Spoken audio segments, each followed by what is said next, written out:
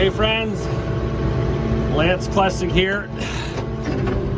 We're adaptively planning, and today's discussion is about brush management, right? Actually, let's just shut this off here. Well, we'll try it here. Whoa, easy. Watch out, girls. Well, see, the bale's turned the wrong way. That's okay. We'll just spin her this way. There we are. And then let's go this way with it. Whoop. Now we should be good. Back in reverse. All right, we'll shut this down. All right, walk with me here, friends. I got to jump out of the cab without tearing my pants.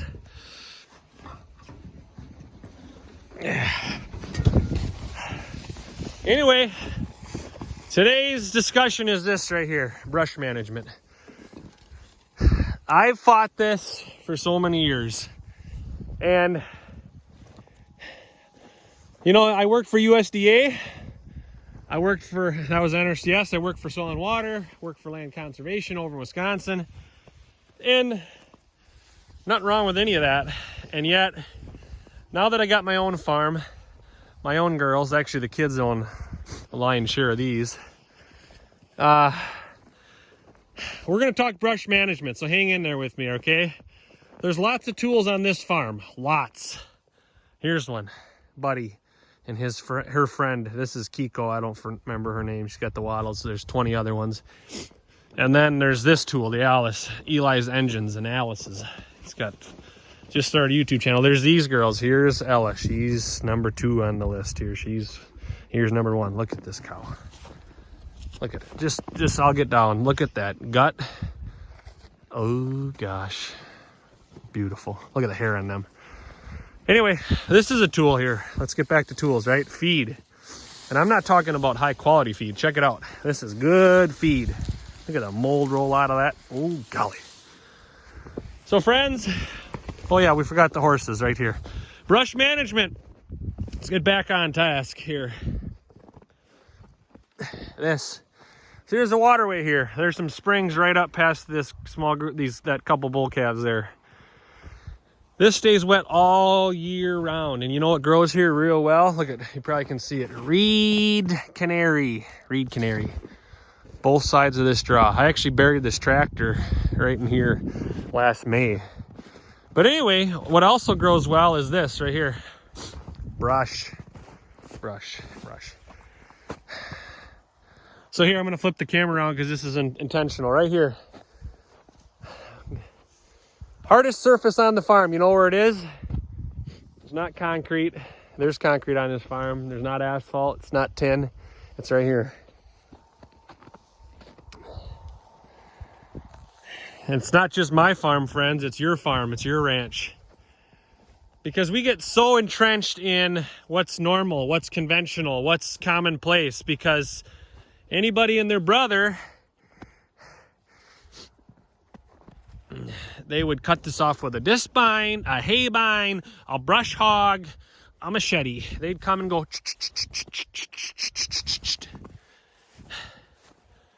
And they'd get it, and they'd spend that time and that money, and they'd be putting herbicide right here next to where this has got some base flow. I mean, there's water right here. I mean, come look at it. She's spongy all year round unless you get really dry. I mean, just probably can find where it's bubbling. Spring. Another one on that side of the waterway. But anyway, friends, the hardest surface on the farm, on your ranch, on your farm, on my farm is me. It's right here. Again, I got to be willing to look in the mirror. Right here. And for many years, 40 some years, I just turned 40. I'd have told you solutions are cut it, mow it, spray it. We got all these, so we might as well. I got the mower, I got the tractor.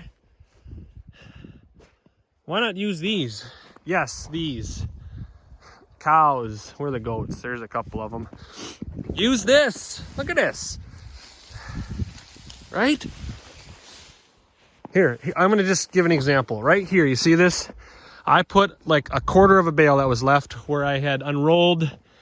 We'll walk over there. I unrolled off that knob, one bale, And then the last video I did was, let's see, probably hard to see. Let's zoom way up there. Right by those tape gates, I did a different video down those hills with Grayson when he was sick. Anyway, I put a quarter of a bale here. I came out here before I tried to unroll this with that machine. Look at all the manure. Look at the disturbance. Look at this. That's rocket fuel. Not only am I putting down armor, but I'm also putting down insulation. I'm putting carbon. I'm covering that ground up. I'm going to change the plant composition right here, because reed canary grass is a hard grass for me to manage right now with my livestock. So let's take a walk. I want you to think outside the box. Who are you hanging out with?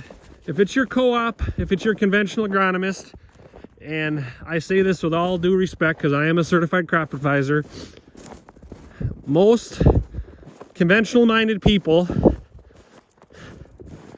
and to some extent we're all conventional minded until we get with the right group of people, open-minded people, Jordan Meyer, Clifford, Jared Lumen, Doug Stanek, George Heller, August Horstman, others, Kerry Yates.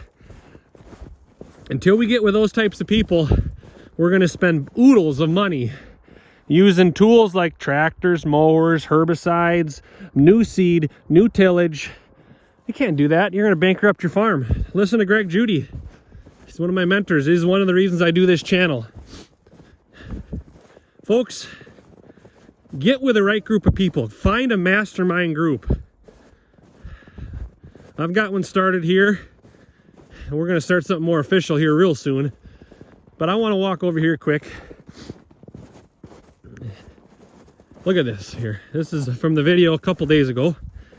And actually, shout out to my buddy up there in Baldwin, Mr. Scott. Here's where we unrolled the bales. And tune into that video. Okay, here's what's left. We got 8 inches, whatever, of snow. Is wet, slimy. But remember, high traffic area, right? High traffic. Tape gate. Watch that video. Again, I'm happy with them if they took half, I'm good with it. But look at some of this stuff here. You know what that is? Look at that. Big hollow stem on that sucker. This is some pretty mature first crop. They maybe took half. Anyway, we're going to change the landscape, folks. And you know, the place where it starts is, again, right here, this hard surface. This farm has got to pay for itself. I have Airbnbs, we have agritourism, we have eggs, we have hens, we have lamb for sale, goat for sale, beef for sale, pork. Here's our pig pasture right here, 4.5 acres. That's where we run our pigs. And yet, Jim Garish, I think, told me once, he took him to my dad's farm about, I don't know. God, that must have been 15 years ago already.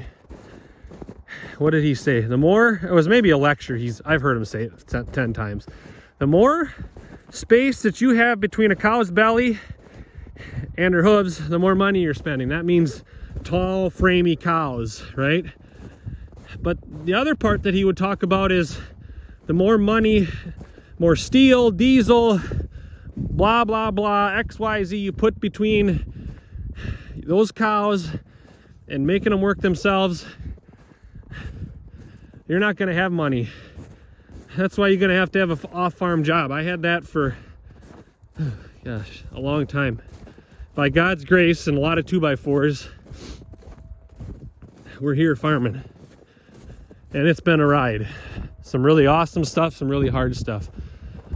So, again, start thinking outside the box. Take a ranching for profit class. Dave Pratt's coming to Red Wing, Minnesota here. Week and a half, I think, the 23rd. Drive 4 hours, invest in yourself. It's $60. All right, here we are. We had another bale here. See this knob here? Goes east. All the row crops went like this, east, west, right down this, right up. Eroded knob right here. So we unrolled some bales, pushed them around by hand. Scott Bells, you laugh at me from up there in Baldwin River Falls, but I'm good with being laughed at. Anyway, we're going to sign off, friends. It's about, what do we got? 10 minutes almost here. I want to encourage you. Here's a spot right here. Encourage you to think different. Encourage you to look yourself in the mirror.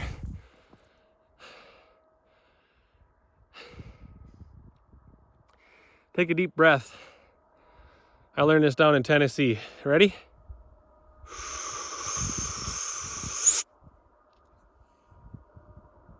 Let it out.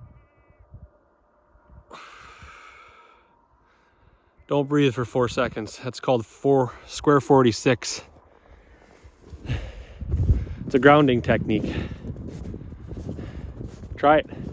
Think outside the box. Look at yourself in the mirror and say, do I want to keep doing what I'm doing for the next 5 years, 10 years, 20 years? Am I even going to have my farm? I don't know, friends. There's a lot of passion that I have with farming. I have a lot of passion about her. Look at her. Get down, look at her. Oh gosh. Here, let's zoom out one touch. That right there, pretty good looking cow. This one ain't too bad either, Ella. I have to start looking at Gerald Fry stuff when you're measuring. But I want you to look at these cows. I'm pretty damn proud of them. Funny part is the only one I own is this one. The kids own this one. They own all of them. So anyhow, but think, again, I want to encourage you to think outside the box. This is not waste. Even that mold. Don't fool yourself. Don't fool yourself. Buy cheap hay. The goal out here, friends, right here. Right here. You see this? You see this?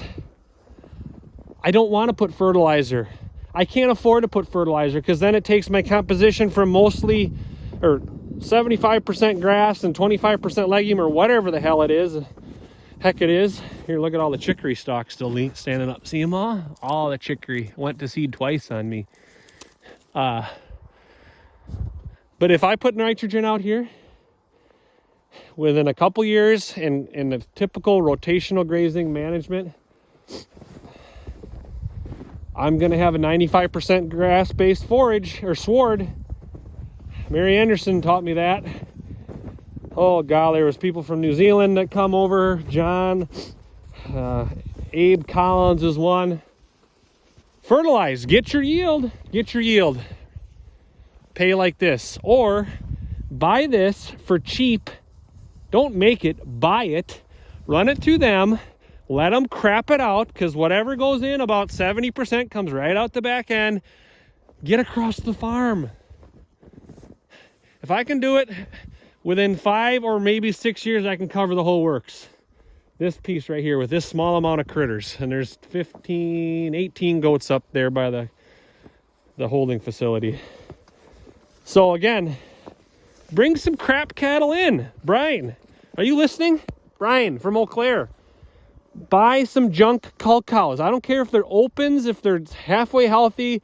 Buy them cheap. If you lose 2 of them out of 20, well, let's cut your losses. Run cheap feed through them to improve this, to feed this. All right, I gotta go. We got kids at home and it's a Friday night. And so take a good look. Here the girls are. Come on, move out. Look at that calf. Look at him. Shane, he's my, what is this? 620, I think.